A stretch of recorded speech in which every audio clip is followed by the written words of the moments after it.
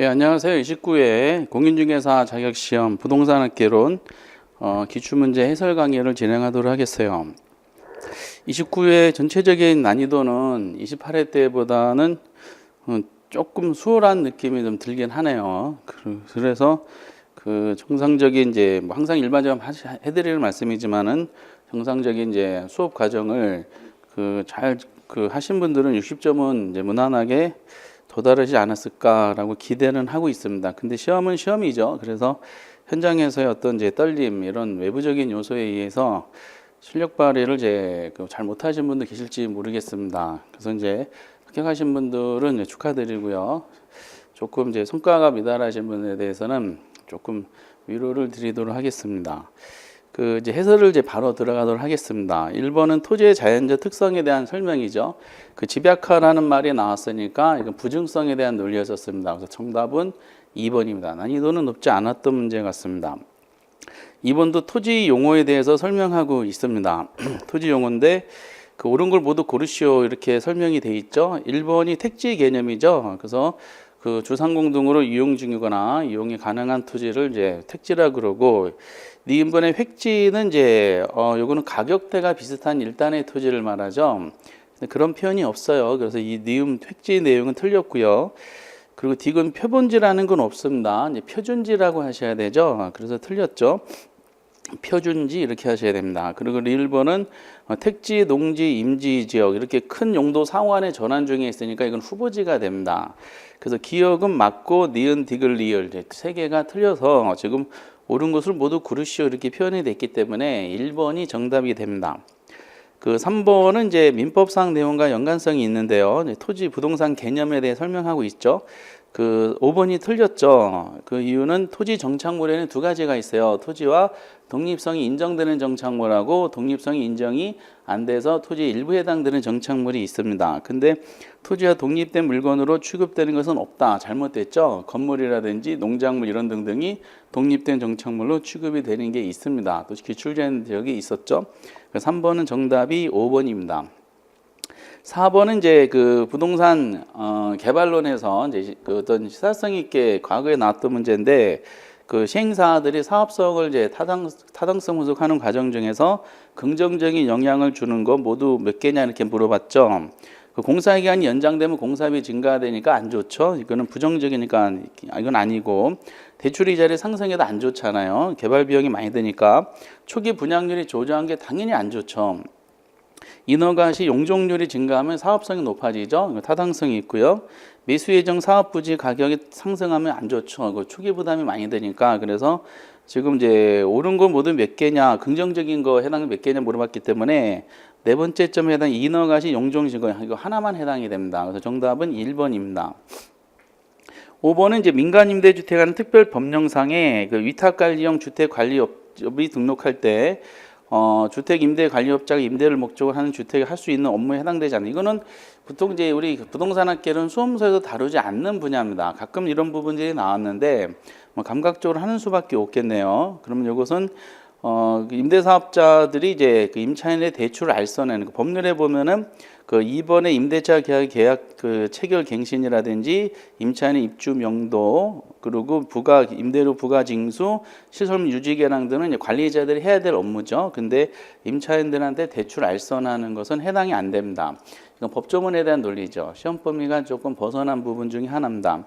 그동안에 이제 우리 관행상, 그래서 앞으로는 요거까지 또 시험 학계론에 다뤄야 된다는 부담이 좀 생겼네요. 그래서 5번에 이제 1번이 이제 정답이 됩니다. 6번은 이제 부동산 개발 사업 방식에 대해서 일반론으로 쓰는 가장 대표적이죠. 기업의 사업자, 토지 소유자가 토지 소유권을 유지한 채 업자한테 맡겼나? 이거는 이제 사업 위탁 방식에 대한 설명이 되겠죠. 그리고 소유자로 형식적인 소유권을 소유권을 이전받은 거 많이 나왔죠. 토지 신탁 방식입니다. 그러면 결과적으로 이제 2번이 정답이 되겠네요. 사업 위탁 방식과 토지 신탁 방식에 해당되는 건 2번입니다. 그래서 6번은 2번. 7번은 이제 거미집 모형하고 이제 대체제 보완제를 물어봤는데, 거미집 모형까지만 판단할 수 있으면 답이 보여졌어요.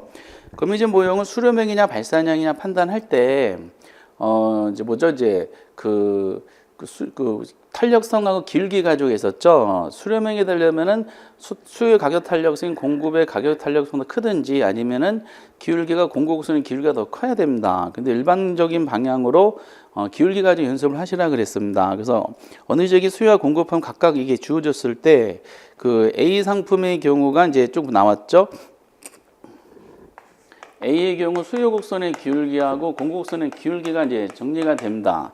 근데 뭐 앞에 붙어 있는 게 기울기냐면 Q 앞에 붙어 있는 게 기울기예요. 그래서 거기 이제 QD 해놓고 P로 돼 있으니까 이건 그냥 1이네요. 그렇죠? 이제 1이고 기울기가 그냥 1이고 그리고 공급 곡선의 기울기는 지금 보니까 그냥 P로 돼 있기 때문에 그냥 2네요. Q 앞에 붙어 있는 게 공기가 더 크죠. 요거는 수렴형이 됩니다. 비부동산 같은 경우는 그 기울기가 봤더니 그 QD는 2P로 되어 있으니까 P가 2가 넘어가죠. 그럼 2분의 1이 되죠. 그리고 공기도 보니까 3Q가 이제 6P, 그러니까 P가 6이 넘어가죠. 6분의 3이죠. 6분의 3은 얘도 2분의 1이죠. 그럼 같죠. 그 수요와 공급의 기울 같으니까 이거는 순환형이 됩니다. 그래서 수렴형과 순환형 조합을 찾으면 되는데 그 조합이 1번밖에 없어요. 오른쪽 대체제 보완제를 확인 안 해도 답을 맞추게 해줬네요. 그래서 7번은 정답이 1번이 됩니다. 그리고 이제 8번은 그 탄력성에 대한 설명인데 틀린 거 1번이 워낙 뚜렷하게 틀렸어요. 그 수요의 가격 탄력성이 이제 완전탄이다 이렇게 나왔죠. 그럼 수요가 완전탄, 수요 곡선이 이렇게 수평선인 상태에서 지금 이제 완전 탄력적이라면은 가격의 변화는 상관없이 수요량이 고정돼 이건 아니죠. 가격의 변화와는 관계없이 수요량이 고정되어 있는 것은 완전 비탄인 경우죠. 이건 가격이 조금만 변해도 수요량이 엄청 변하는 경우니까 수요가 완전 비탄이 가격이 아무리 변한다 하더라도 수요량이 반응이 없는 경우죠. 그래서 8번은 1번을 완전 탄력적이 아니라 완전 비탄력적으로 이렇게 하셨어야 됩니다. 8번은 1번이고 9번은 이제 그 또 수요 공급에 대한 설명이 돼 있죠. 틀린 걸 물어봤어요. 4번이 틀렸어요. 왜냐 주택 수요가 증가했어요. 수요가 증가하면 뭘 물어봤냐? 가격을 물어봤는데 가격이 상승하는 방향은 제대로 돼 있고 더 크게 상승한다 돼 있죠. 그럼 가격이 더 상승하려면 상대방의 공급이 비탄력적일수록 해야 돼요. 근데 지금 탄력적일수록 이렇게 되어 있기 때문에 잘못됐죠. 그 비탄일수록 경사가 가팔라지니까 가격은 더 많이 이제 변하게 됩니다. 그 9번은 4번입니다. 지금 몇 년째 나오고 있는 문제고 10번은 이제 가격 탄력성하고 소도 탄력성 결합한 문제인데 가격 탄력성이 0.6이 나왔습니다. 근데 가격은 지금 몇 퍼센트 변했냐면은 5%가 상승했어요. 그럼 수요량은 이제 3%가 감소를 해야 돼요. 근데 이제 소도 탄력성이 0.5가 나왔습니다. 질문이 뭐냐면은 가격만 따져서는 수요량이 3% 감소해야 되는데 그 수요량이 몇 퍼센트가 변했다 그랬냐면 1%가 감소했다 그랬어요. 그럼 가격이 한 3% 감소가 1% 감소가 되려면 다른 요소에 의해서 이게 2%가 수요량이 증가되는 내용이 나와야 됩니다. 두 개 더하면은 1% 감소되겠죠. 그때 소득이 변화가 얼마냐라고 여쭤본 거죠. 그러면 이제 이게 0.5고 2%니까 크기는 뭐죠? 4%가 돼야 되고 이게 0.5니까 정상제죠. 정상의 방향이 같으니까 소득도 4%가 증가가 돼야 됩니다. 그 두 개가 결합해 전체적으로 1% 감소 이렇게 나와야 됩니다. 근데 이제 그 소득의 변화를 물어봐서 이걸 여쭤본 거니까 4% 감소가 나온 것은 4번만 해당이 됩니다. 아니 4번이 맞죠? 4% 증가 이렇게 하셨어야 됩니다. 그 정답은 4번, 10번은 11번은 이제 그냥 일반 기초적인 질문인데 변화에 대한 내용을 설명했죠. 보기 1번처럼 아파트 가격의 하락이 예상됐어요. 이건 기대죠. 하락이 예상되면 수요가 감소가 되죠. 이거는 가격 이외 요소니까 수요 곡선상의 점유율도 나타나는데 수요가 이제 그 하락 예상 감소된다는 좌측으로 이동하는 거죠. 좌측으로 이동한다. 근데 이제 동일 수요 곡선상에서 이렇게 아니죠. 수요 곡선 자체가 이동하는 거기 때문에 동일 곡선상에서 점 이동으로 하는 것이 아니라 수요 곡선 자체가 좌측으로 이동한다 이렇게 하셔야 됩니다. 이거 틀렸고요. 2번은 소득이 증가하면은 가격 이외 요소니까 수요가 증가하죠. 어느 쪽 움직이냐? 우측으로 움직이죠. 우측으로. 근데 좌측이 아니라 우측으로 움직인다 이렇게 하셔야 되고 맞고요. 이건 틀렸고. 3번에 대체제인 단독주택 가격이 상승하면 대체제인 단독주택 수요가 줄죠. 그 수요가 이제 해당 지역인 아파트로 몰려오겠죠. 아파트 수요는 증가합니다. 수요가 증가하면 우측으로 움직이는 거니까 이거 맞죠. 우측으로. 그리고 이제 4번에 대출금리가 하락하면 수요가 증가하는 거죠. 그리고 또 마찬가지로 수요의 변화인데 지금 수요량의 변화로 그 곡선상이 점이동으로 돼 있어요. 이건 틀렸고요.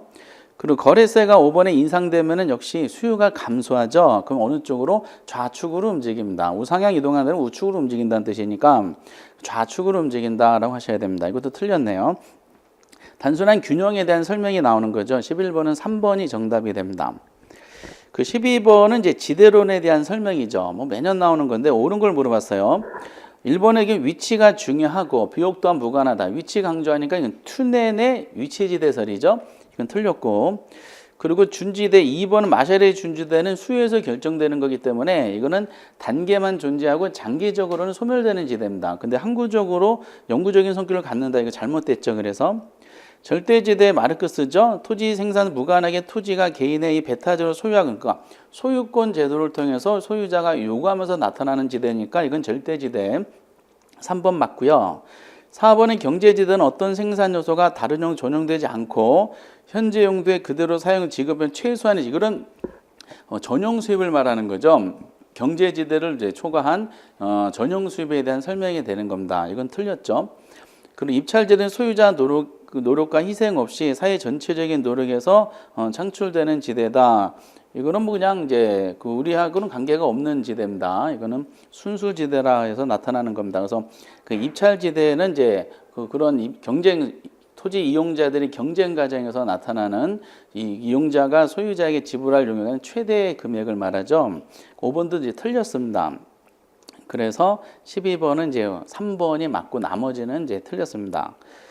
그 13번도 도시공간구조는 기본적인데 그 정답이 그 해리술만 나왔어요. 그건 끝난 거야. 해리술만 나오면 다 핵심 이론입니다. 그래서 이제 아주 답을 쉽게 맞춰주게 해놨네요. 그리고 이제 14번은 이제 정보 가치를 물어봤던 문제인데 처음으로 2년치가 나왔습니다. 정보 가치는 정보가 확실한 데에서 불확실한 거를 빼야 되죠. 정보가 확실한 경우에 현재 가치. 그리고 정보가 이제 불확실한 경우 현재 가치. 확실하다는 것은 이제 100% 정보 내용을 알고 있을 때 불확실한 것은 100%가 아니니까 문제상이 주어진 것은 50%입니다. 그러면 이 정보를 이미 그 도심의 복합 쇼핑몰이 개발될 가능성을 이미 알고 있는 사람들은 확실한 정보를 통해서 본인이 지불할 용의가 있는 최대 금액을 결정하겠죠. 개발되면 6억 500만 원입니다. 근데 이게 2년 후의 예상치야, 기대치야. 그럼 이거를 정보는 현재 취득하는 거니까 땡겨야 되는데 1 플러스 R이죠. 할인율이 몇 %? 10%니까 0.1. 몇 년 땡겼어요? 그 2년 땡기니까 1.21입니다. 그럼 6억 500만 원을 이제 1.1로 나누면 5억이 딱 떨어져요. 여기에 맞춰서 이 데이터가 주어진 겁니다. 그럼 이제 정보가 불확실하다는 것은 6억 500만 원이 될 경우에 50% 잡으라 그랬고 그 안 되면은 여기 3억 250만 원입니다. 요거에 이제 50% 잡아서 계산한 거를 1 플러스 똑같이 0.1의 2승, 즉 1.1로 땡기면 됩니다. 그러면 이제 이게 그 얼마가 나오면 3억 7,500만 원 나옵니다. 그럼 정보를 이미 알고 있는 사람은 5억짜리라는 부동산을 자기보다 열등한 정보를 가진 사람한테 3억 7,500만 원을 구매하는 거거든요. 요 차이가 1억 2,500만 원이죠. 요것이 이제 정보 통해서 나타나는 정보 가치가 됩니다. 1억 2,500만 원이 체크되어 있는 것은 5번입니다. 5번. 그래서 이제 14번은 5번. 15번은 이제 상호입지로는 오랜만에 지문이 이제 나왔죠. 보통 계산 문제가 나오다가 답이 1번에 너무 뚜렷한 것이 있어요. 레일리 중력 법칙에 의하면은 그 유인력에 영향 미치는 것이 크기에는 비례하고 거리 제곱에는 반비례한다 이런 논리가 있어요. 근데 거기 비례 반비례가 바뀌었어요. 이제 옛날식 문제죠. 그래서 15번에 1번이 이제 틀리게 됩니다. 16번은 이제 부동산 시장. 요즘의 문제 스타일이 부동산 시장의 특성과 효율적 시장을 묶어서 한 문제에 나오는 경향이 많이 있습니다. 예를 들면 보기 1번도 자주 나왔던 거죠. 불안정 경쟁 시장도 할당 효율적 시장이 될 수 있다는 것이 계속 나왔던 지문입니다. 쭉 보다가 이제 4번이 틀렸죠. 왜? 약성 시장에서도 정보를 이용하여 초과이윤을 얻을 수가 있다. 이렇게 강성 시장에서도 이렇게 돼 있죠. 강성 시장에 있는 사람들은 모든 정보를 이미 다 알고 있고 모든 정보가 공개된 시장이다 보니까 강성 효율적 시장에서는 어느 누구가 어떠한 정보를 이용한다 하더라도 결코 초과이윤을 얻을 수가 없는 시장이에요. 근데 4번은 이제 정보를 초과를 얻을 수 있다고 나왔기 때문에 잘못된 지문입니다. 16번은 4번이 이제 정답이 되는 겁니다. 17번도 너무 답이 뚜렷하게 되어 있어요. 부동산 경기 변동은 지역마다 그 유형마다 다 다르고요. 불명확합니다. 근데 부동산 경기와 일반 경기 동일한 주기와 진폭으로 규칙적 반복적으로 순환한다. 잘못됐죠. 규칙적 반복적이가 불규칙적이고 불규칙적으로 이루어지죠. 반복적으로 이루어지는 건 순환적 변동은 맞는데 규칙적으로 이루어지진 않죠. 그 동일한 주기가 또 이루어지지 않죠. 부동산 경기가 주기가 더 크죠. 그리고 일반 경기보다는 또 부동산 경기 진폭이 더 크잖아요. 근데 둘 다 진폭과 동일한 주기의 진폭이다. 그것도 잘못됐고요. 어쨌든 전체가 다 잘못됐어요. 17번은 그래서 3번이 틀렸습니다. 정답이네요. 18번은 올해 예상했던 문제 중에 하나인데 현재 우리나라에 시행하는 제도를 모두 고르시오 이렇게 나왔어요. 그 택지 소유 상한제하고 토지 초과 이득세제는 현재 우리나라에서 시행하고 있는 게 아닙니다.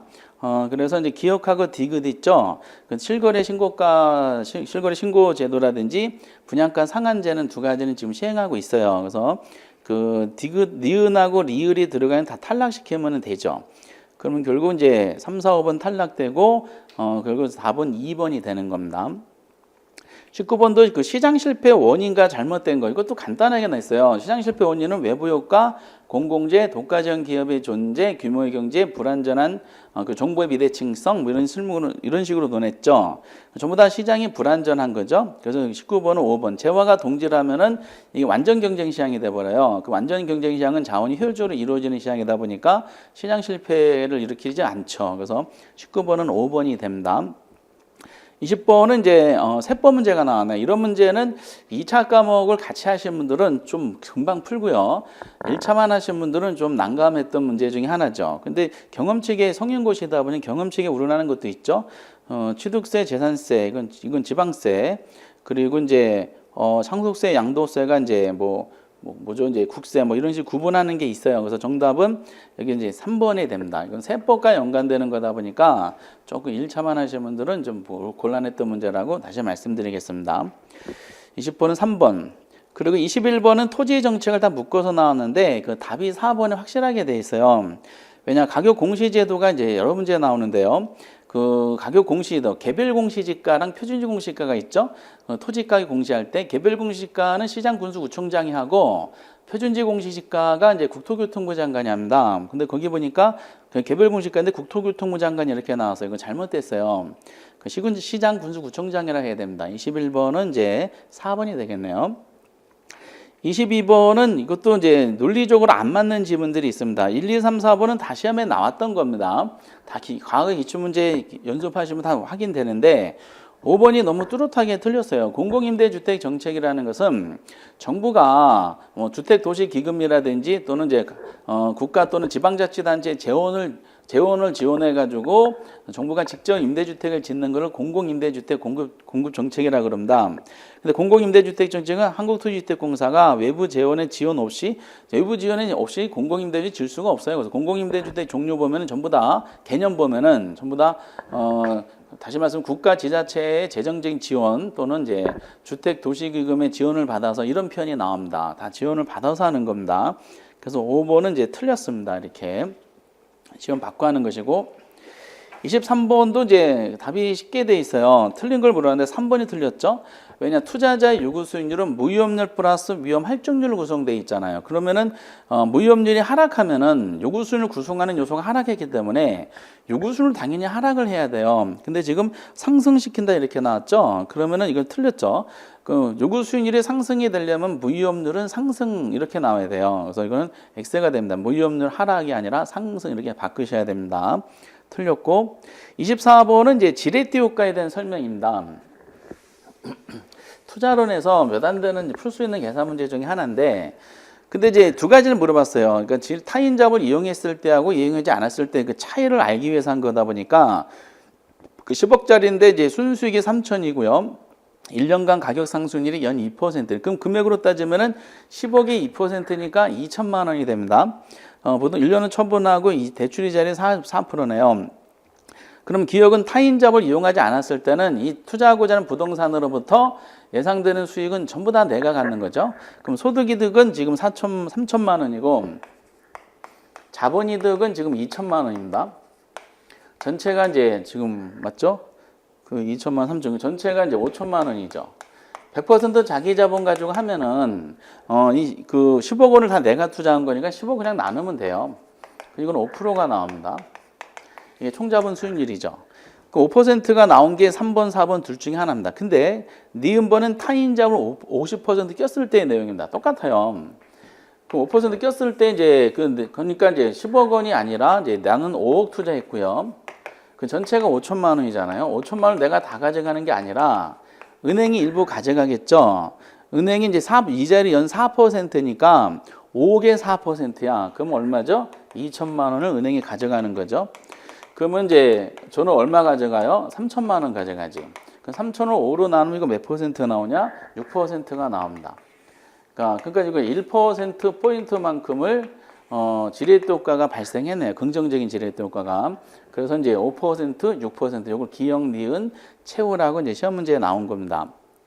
그것도 그렇게 어려운 건 아니고. 그리고 이제 25번은 이제 투자 분석에서 항상 나오는 그 현금 흐름에 대한 논리네요. 근데 처분 시하고 이제 이걸 다 물어봤네요. 순영업소득을 먼저 순영업 산정할 때 그 각각 표현한 모두 고르셔 그랬어요. 그 순영업소득을 알려면은 먼저 위에서 뭐를 빼야 돼? 영업경비가 빠져야 되죠. 영업경비가 빠지면 순영업소득 나오잖아요. 어디에서? 유효총소득에서. 그럼 유효총소득이 나오려면은 이제 여기도 가능총소득에서 그 공시를 빼고 기타 수입을 더해줘야 되죠. 근데 이제 내용 보니까 왼쪽 기타 소득은 여기 있죠. 요걸 구하려면 위에 있는 건 다 알아야 되니까 알아야 되고 재산세가 영업경비에 포함되죠. 그래서 기억하금 미음번이 순영업 구할 때 필요한 항목입니다. 취득세는 이거는 우리가 보유 단계의 논리다 보니까 취득세는 불필요한 겁니다. 그러니까 이제 기억하금 미음이 나와 있는 것은 2번, 3번 둘 중에 하나입니다. 그런데 이제 4번은 이 논리는 우리 요번에 처음 나온 건데 매도 가격의 그 처분 시 내용이 나왔죠. 취득 운영 처분인데 매도 가격에서 매도 비용을 빼요. 그럼 뭐가 나오죠? 순매도액이 나오죠. 여기다가 이제 미상한 저당 잔금을 빼면은 그럼 세전 지분복귀액이 나옵니다. 요걸 지금 여쭤봤죠. 요걸 구할 때 필요 항목이 몇 개냐? 그럼 매도 비용 여기 있으니까 알아야 되고요. 그리고 이제 미상한 저당 잔금 있으니까 요것도 알아야 되죠.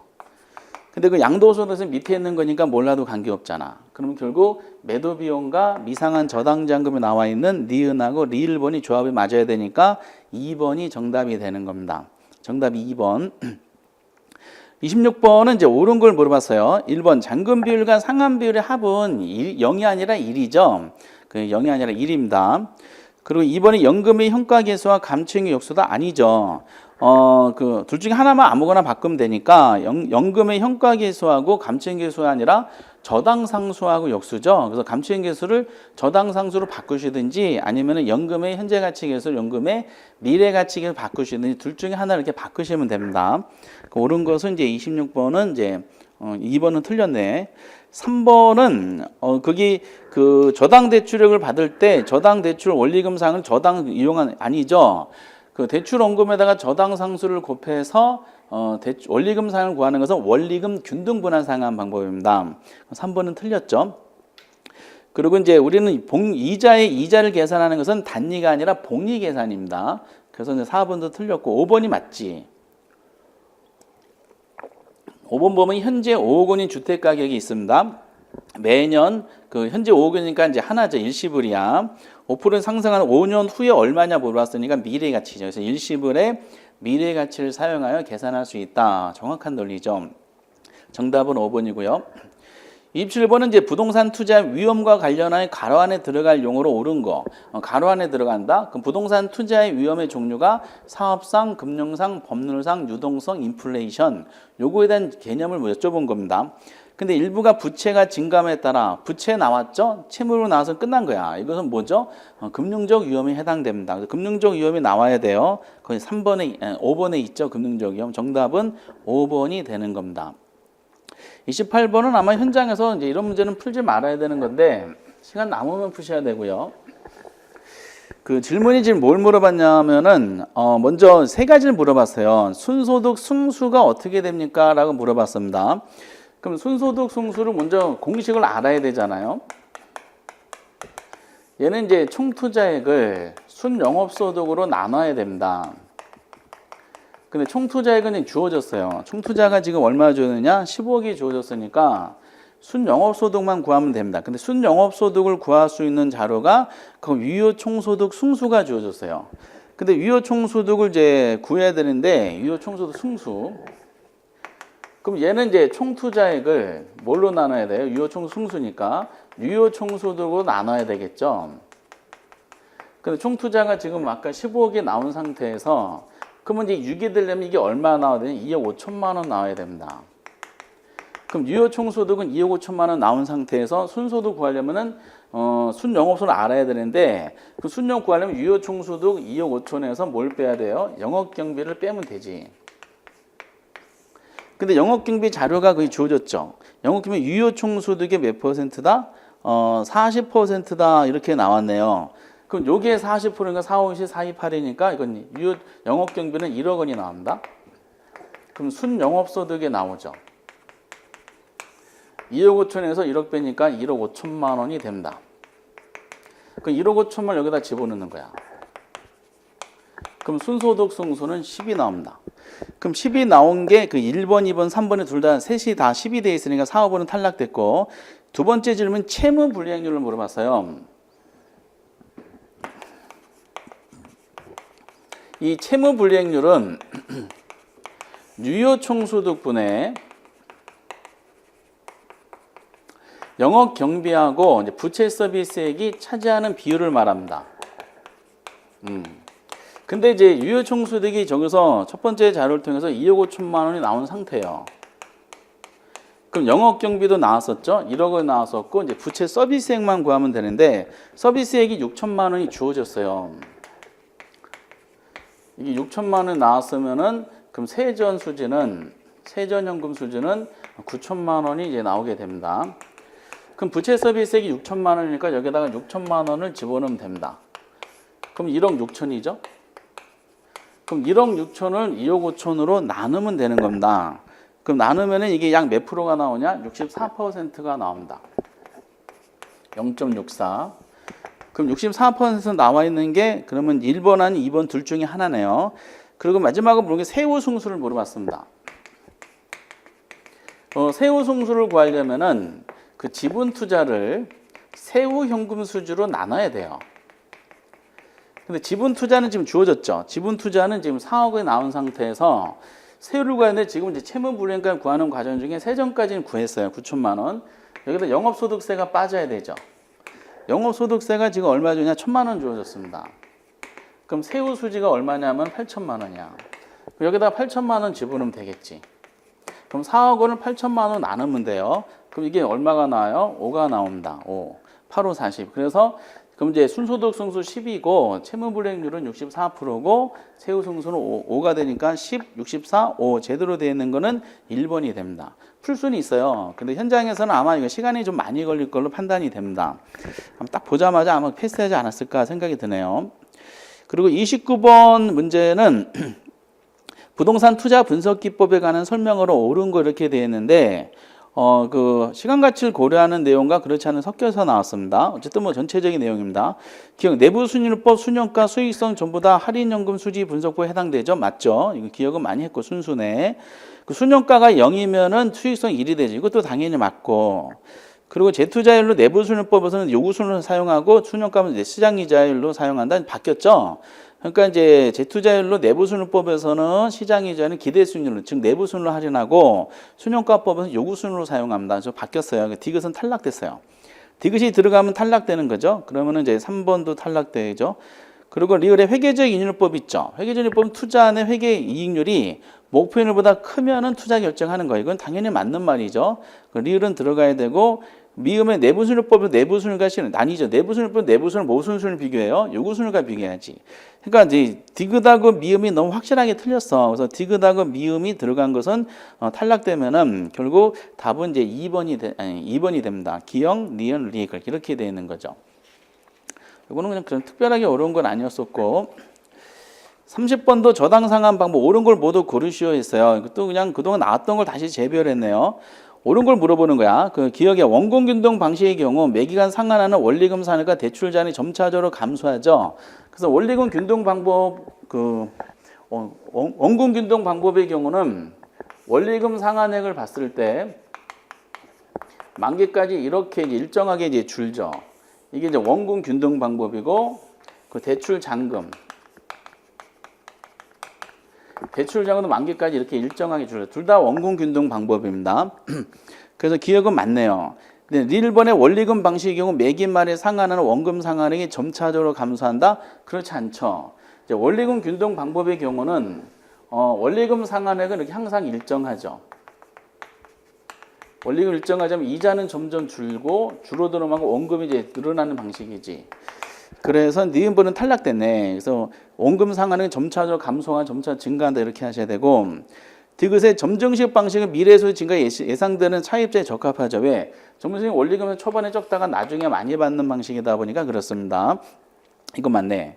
그 대출기간 리을의 만기까지 대출기간 중 이자 수입 크기는 원금 균등, 체증식, 원리금 균등이다. 이게 순서 크다. 잘못됐죠. 총 이자 수익 크기는 이자라는 것은 대출 잔액에다 적용하는 거예요. 그러니까 만기까지 잔액 규모가 클수록 그만큼 이자 수입도 크게 됩니다. 근데 원금 균등이고 이게 원리금 균등이고 체증식이다 보니까 잔액이 기간 말게 높게 형성되는 것은 체증식이야. 그래서 이자 수익 가장 높은 것은 체증식이 1등, 원리금 균등이 2등, 원금 균등이 이제 3등이 되는 거죠. 순서가 이제 다 뒤죽박죽이네. 그러니까 체증식이 먼저 나와야 되고, 그 다음에 2등이 원리금 균등이고, 3등이 꼴등이 이제 원금 균등이 제일 마지막에 나와야 됩니다. 결국 옳은 것은 기억하고 디귿밖에 없어요. 그래서 이제 옳은 것은 30번은 기억 디귿 2번이네요. 31번은 작년에 안 나왔기 때문에 올해 예상했던 건데, 그 리치에 대한 설명이죠. 틀린 부분이 이제 이때 답이 너무 쉽게 해줬어요. 그 5번이죠. 부동산 투자에서는 현물 출자인 설립이 불가능합니다. 그래서 이제 이거 가능하다고 나와 있는 5번이 틀렸습니다. 32번은 이제 옳은 PF에 대한 설명이죠. 1번에 봤던 프로젝트 금융의 상한제는 사업주의 모든 자산을 기반한, 그렇지 않죠. 프로젝트 금융의 상한제원은 사업주의 모든 자산이 아니라 프로젝트 회사의 잔존가치 범위 내에서만 거기서 이제 이제 상환할 의무가 있는 거지. 이걸 비속어라 그러는 겁니다. 그 틀렸고, 이번에 사업주의 재무상태표에 해당 부채가 표시되지 않죠. 이거를 부의 금융이라 그럽니다. 그래서 사업주에 해당 부채 표시되지 않고, 해당 프로젝트가 부실되더라도 대출간의 채권에서는 영향이 없다. 영향이 있죠. 해당 부채가 부실했다? 그러면 사업주의 다른 자산에 비속어라서 압류가 못 들어가다 보니까 이게 이제 그 부동산 이제 프로젝트 회사의 잔존 가치가 형편없다. 그러면은 이제 엄청난 손해를 보는 겁니다. 채권 회수가 영향을 받죠. 그리고 4번에 일정한 요건을 갖춘 프로젝트 회사는 법인세 감면 혜택을 받을 수가 있습니다. 이것도 올해 평가사 시험에 나왔던 지문이고요. 그리고 프로젝트 사업의 자금 차주가 임의로 관리하는 게 아니죠. 신탁회사한테 위탁 관리하게 됩니다. 그래서 자금의 투명한 집행을 하기 위해서. 그래서 정답은 4번만 정답이네요. 이것도 연습했던 지문이고, 33번은 자금 조달은 지분금융, 그 신조립봉이죠. 신디케이션, 조인트 벤처, 리츠 펀드 증자 등인데, 그 3번에 투자회사가 있네요. 그래서 이거는 이제 3번이 정답입니다.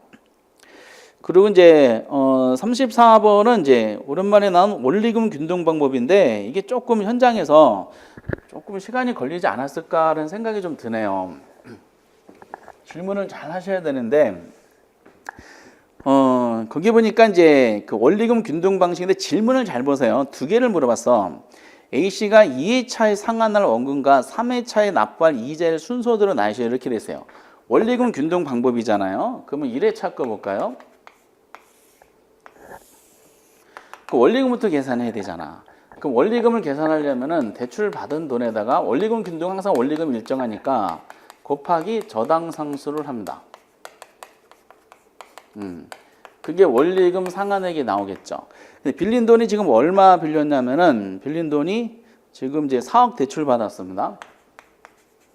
그 저당 상수가 주어져야 되지. 0.087이 주어졌어요. 그럼 원리금 균등이니까 원리금 상은 항상 일정합니다. 그러면은 이게 3,480만 원이 이제 항상 똑같이 나올 겁니다. 그러니까 2회차 때도 3,480만 원이고 다 동일해요. 3회차까지 물어봤으니까 여기 한번 적어볼게요. 3,480만 원이야. 한번 단계별로 해볼게요. 그럼 첫 번째 이제 이자를 계산해야 되죠. 이자는 어떻게 계산하죠? 이자는 대출 잔금에다가 전년도 말 곱하기 이제 이자율을 이제 적용하면 됩니다. 근데 이제 첫 번째 대출 잔금이 첫 해는 갚은 게 없으니까 그대로 4억에다가 이자율이 이제 몇 퍼센트냐면 6%죠. 그럼 이건 2,400만 원이 나옵니다. 그럼 원금 상환액이 등장하죠.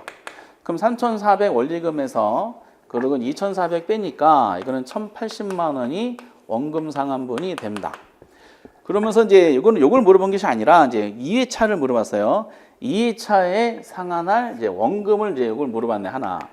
그러면 이제 구해야 될 것이 뭐냐면은 2회차 때는 어차피 원리금은 똑같은데 이제 잔액이 4억이었다가 1,080만 원을 갚았을 거 아니야.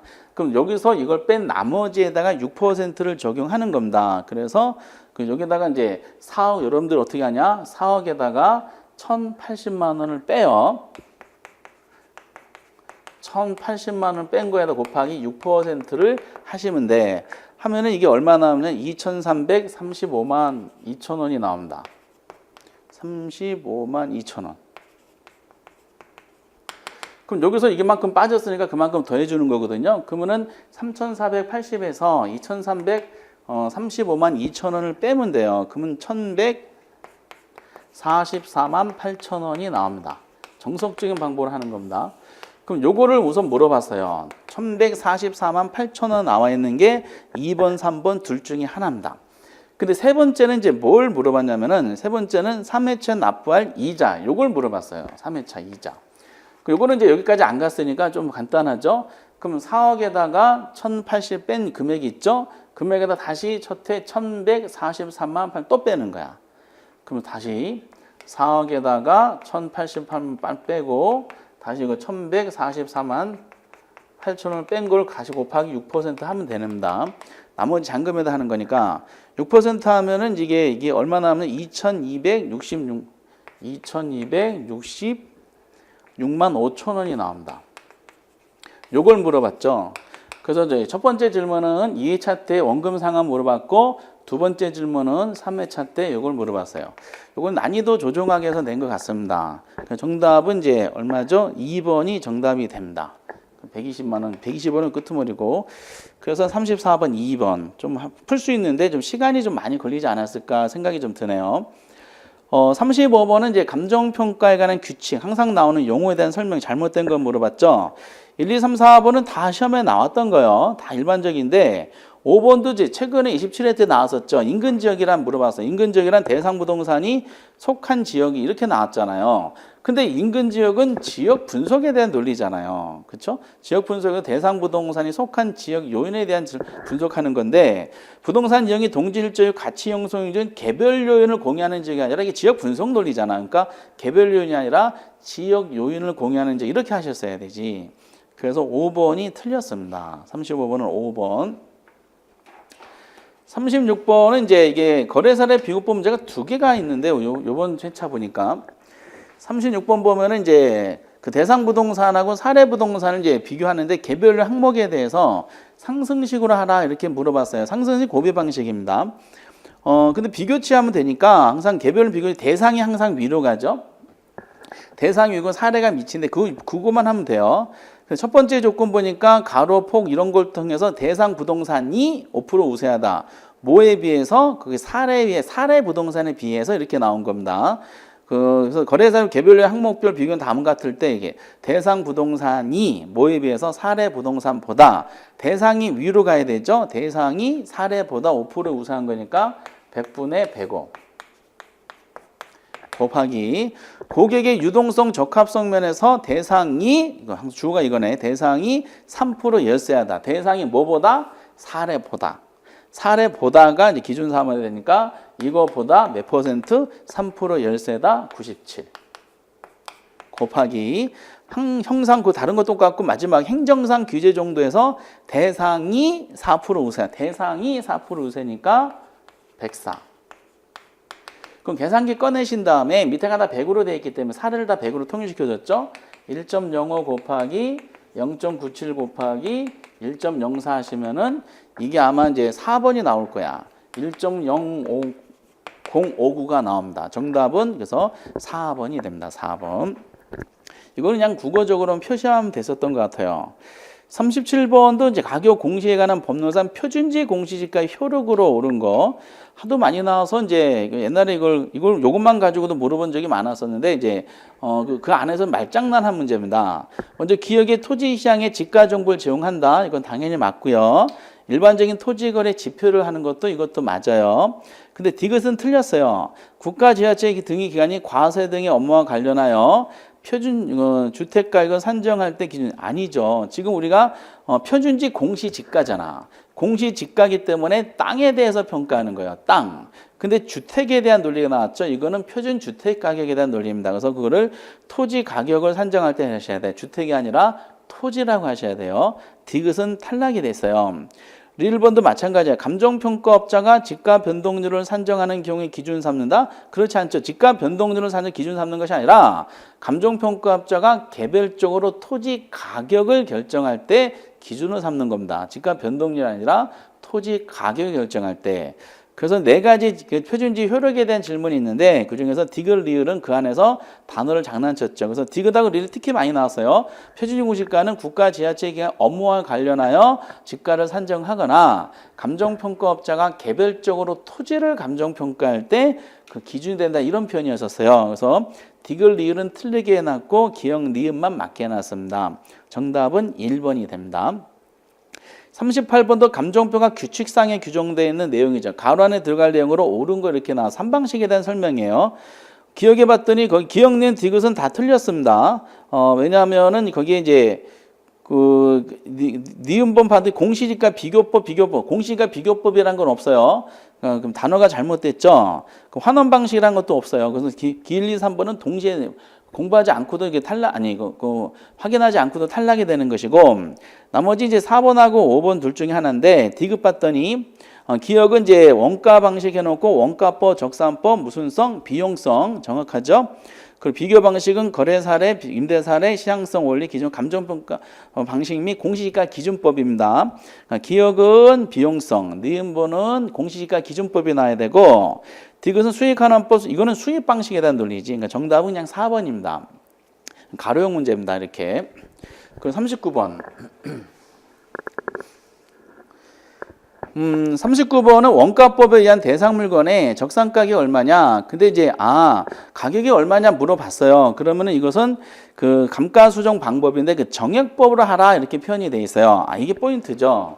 정액법으로 하려면 이제 제조다 원가에다가 작년에도 나왔는데 또 나왔죠. 감가 누계액을 이제 공제하는 거죠. 그럼 이제 가격이 나오는데 이 제조다 원가를 구하게 했어요.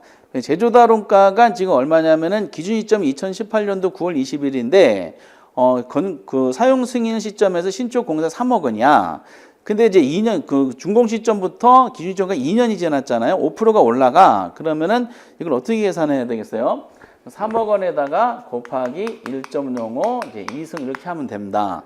그럼 금액이 얼마 나오냐면은 3억 3,075만 원이 제조다론가가 나옵니다.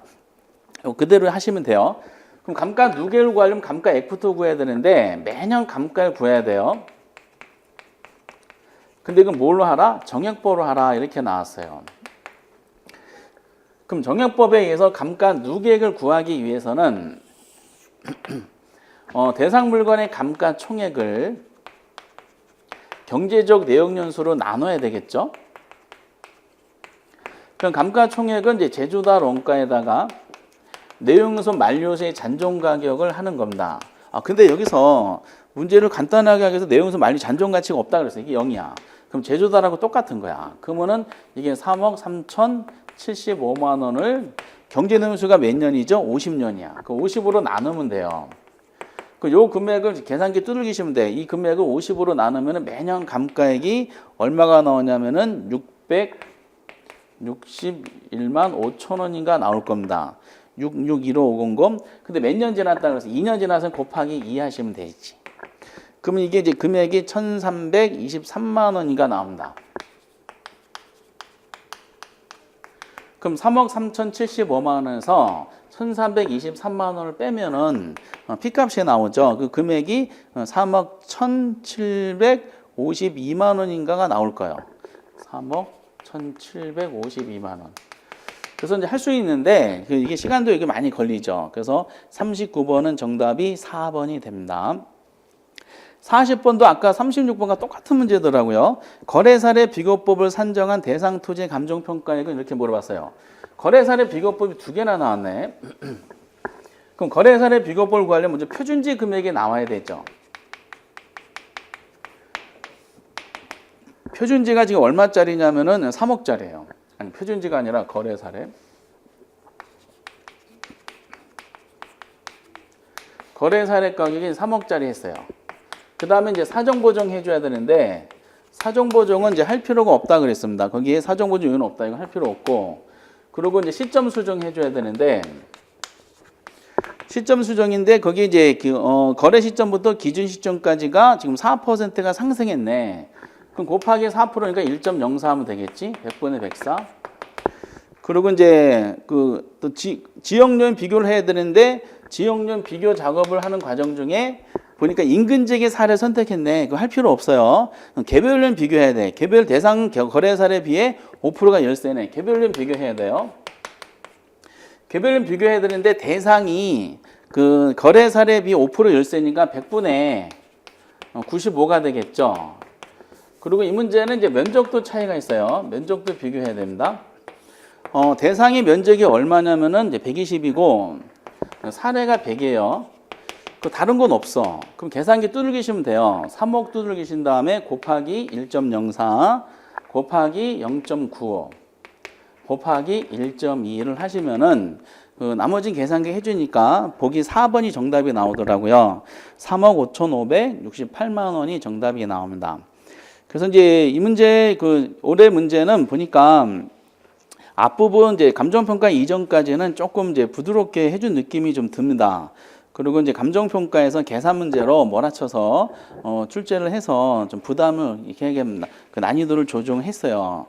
그래서 이제 그래도 전체적인 면에서 봐서는 작년보다는 그 난이도가 그렇게 작년을 오버하진 않았던 걸로 분석이 됩니다. 그래서 기출문제 분석과 기본 과정을 잘 정리하셨던 분들은 60점은 좀 넘지 않았을까라는 기대는 하고 있네요. 근데 말씀드렸듯이 이제 현장 분위기가 좀 여러 가지 요인들이 많아서 실력 발휘 못 하시는 분도 계실지 모르겠습니다. 그런데 좀 해설 강의했지만은 이제 아주 뭐 이신청 제도도 있고 그래서 합격날 발표날까지 잘 기다리시고 한 달 그동안 고생하신 거를 이제 발표날까지 잘 몸을 추스려서 어디 여행 다녀오시든지 해서 즐거운 시간을 가져주셨으면 좋겠습니다.